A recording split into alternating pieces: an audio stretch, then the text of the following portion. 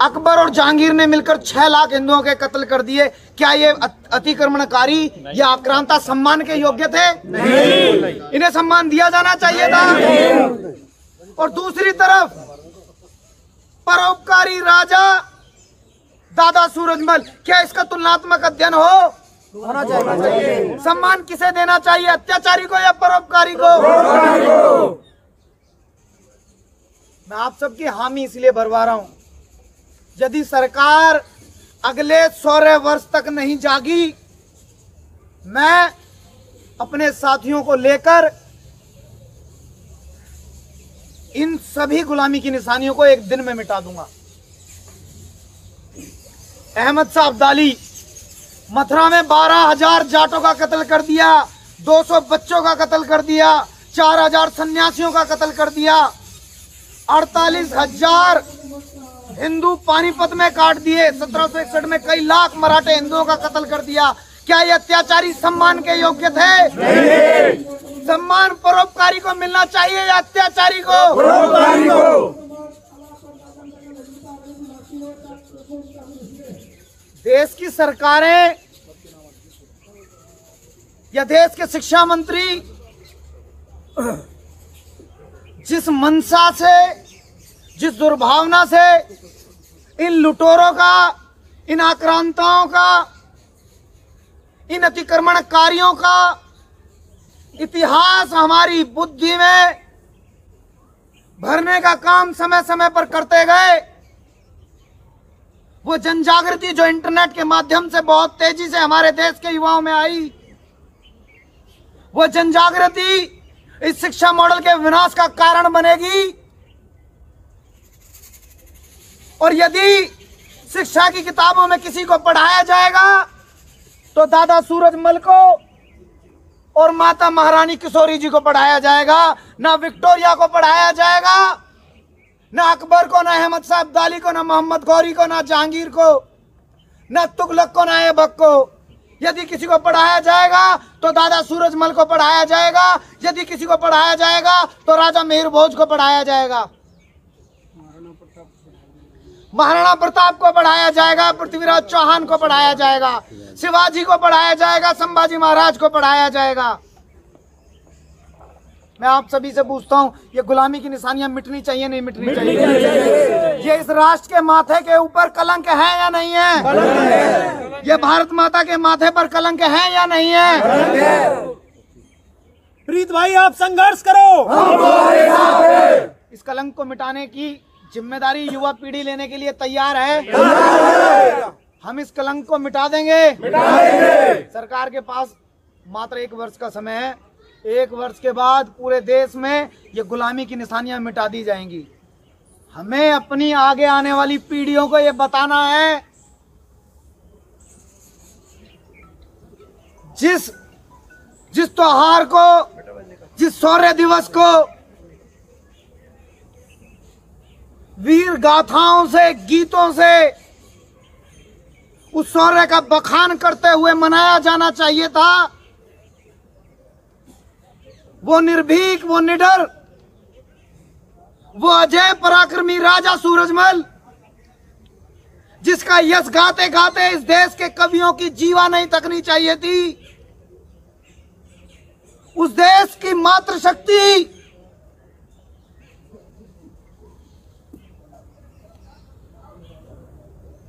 जो रात दिन माता महारानी किशोरी के यश का बखान करने वाली होनी चाहिए थी, वो आज अपने बच्चों को उन विदेशी आक्रांताओं का त्योहार मनाने पर विवश क्यों हो गई?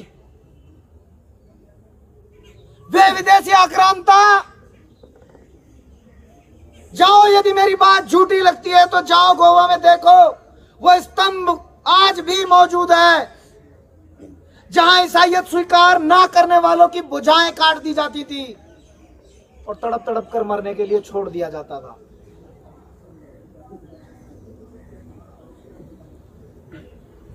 सभी साथियों ने महाराजा सूरजमल जी का, उनके यश का, उनके राजपाट का बखान किया, लेकिन इतनी विस्तृत इतना बड़ा व्यक्तित्व, इतना बड़ा इतिहास जिन्हें शब्दों में, चंद घंटों में बोलकर समेटा जाए, ऐसा संभव नहीं है। इतने विराट व्यक्तित्व का व्यक्ति जिसे इस देश की सरकारों ने भुला दिया। मेरे भाई, इस शरीर की रक्त धमनियों में जब तक रक्त बहेगा,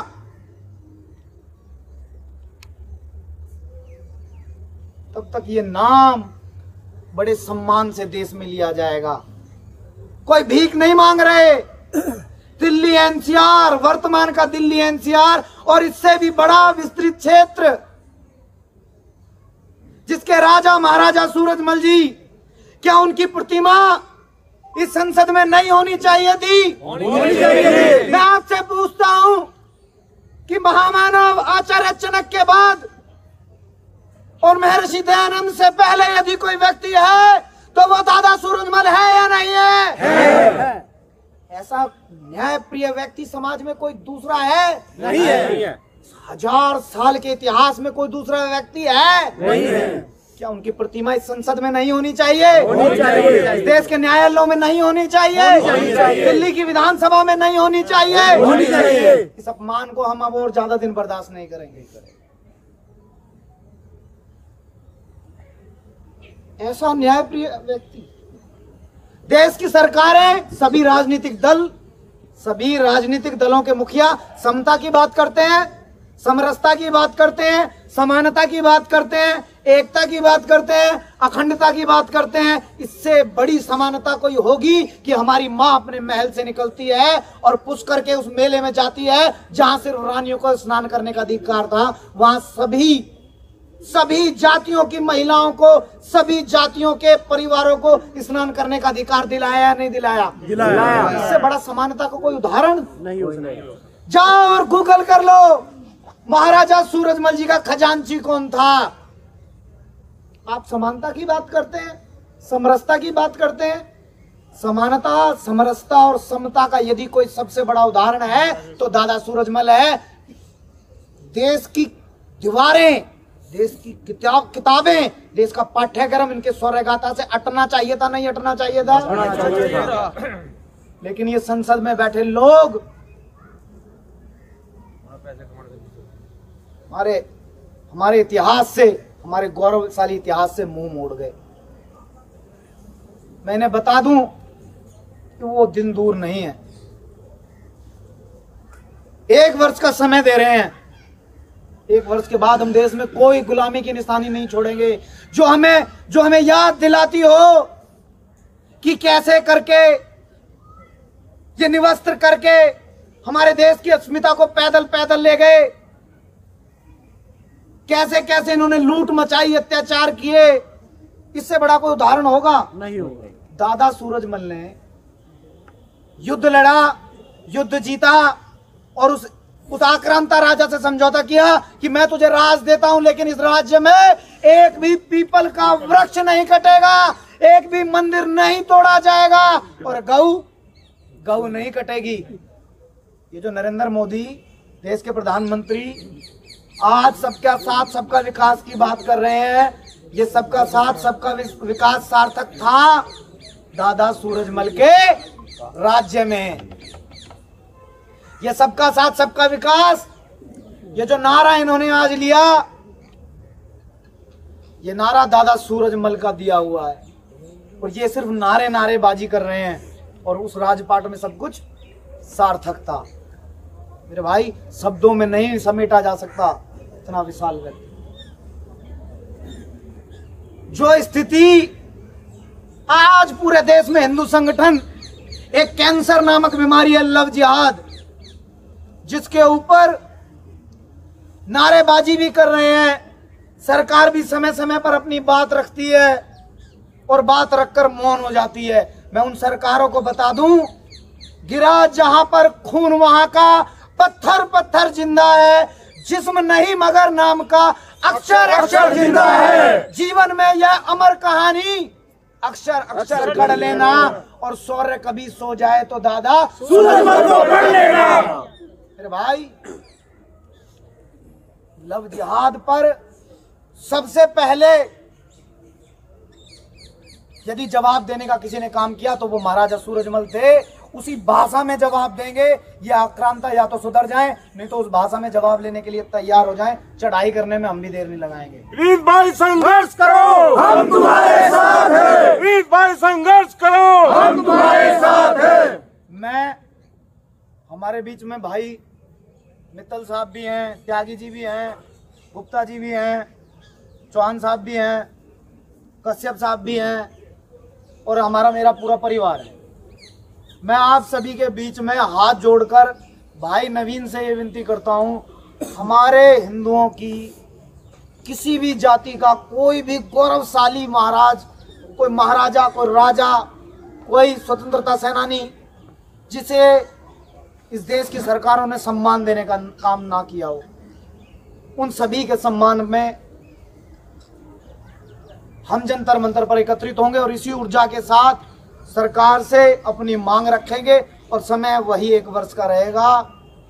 और अगला जो रहे वो मेरी ऐसी विनती है कि महाराजा मिहिर भोज को सम्मान दिलाने का कार्य है ये पूरा परिवार, ये पूरा दल करे। ऐसा मेरा नवीन भाई से निवेदन है। नवीन भाई आगे आगे चले, हम नवीन भाई के पीछे पीछे। नवीन भाई, मेरे आपके छोटे भाई के ऊपर जिम्मेदारी बहुत है और मेरा जीवन ज्यादा लंबा नहीं है। विजय या वीर गति 2 चीज चुननी है, क्योंकि वो क्षत्रिय कैसा जो ज्यादा लंबा जी गया।